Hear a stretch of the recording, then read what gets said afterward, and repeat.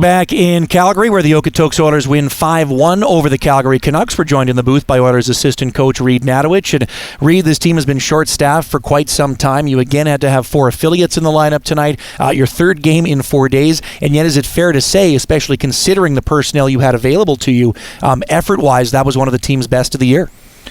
Yeah, obviously there's the mental hurdle of playing so many games and just kind of keeping up, staying motivated and positive. But heading into this one, we are aware of the standings. We knew the importance of it, and then especially just sending a message with regards to them too. We played them in that game where they took us in overtime, and I don't think we showcased really what we were completely capable of. So it was an important one for us to go out, show what we can do, and I think we did that tonight. In terms of the things you showcased, I think showing why this Okotoks team is one of the best in the league on special teams was a big piece. 100% on the power play, 100% on the PK. Only had 2 of each, but taking advantage of those opportunities and killing off that 5-minute major. I mean, just how big was that, the way the special teams chipped in today? Well, it was huge, and heading into it, we knew it was going to be a special teams battle. Obviously, we had the 5-on-3 against them last time. I don't think we gave up too much. There was a couple shots that they got in that first game, but I thought we did really well with them in that. So we want to continue with that, and then obviously with the power play, their goaltender's positive, so just getting in front of his face, mass producing our shots, releasing things from harder angles, like you got that O'Halloran one, which was a tough angle. So just kind of getting things through there and getting guys going.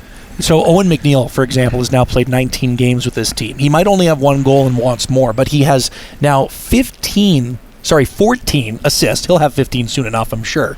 2 really big helpers by him, that power play setup for Jagger Tapper, and then same thing to create that sharp angle goal for Ethan O'Halloran. Especially with so many youngsters being in the lineup, how much of a veteran impact has he had over these last few weeks especially? Well, you can tell he's an experienced player, just from things like managing games, his communication on the bench, the way he's working with our young guys, positives and negatives, helping him through really everything off of it. So I think he brings experience to the team. He's slowly getting more comfortable with regards to our systems and our structure, and you can see that he's starting to flourish. And the goals, that's one thing for him that obviously he'd want more. He's in good situations, he's good areas, getting chances, so those things will start to come. But just slowly piecing away every time he plays, he gets better and better. It's been a crazy schedule as of late, but now you guys get to focus on a 5-game homestand, which don't happen too much in the AJHL, so no big road trips to prepare for the next little bit.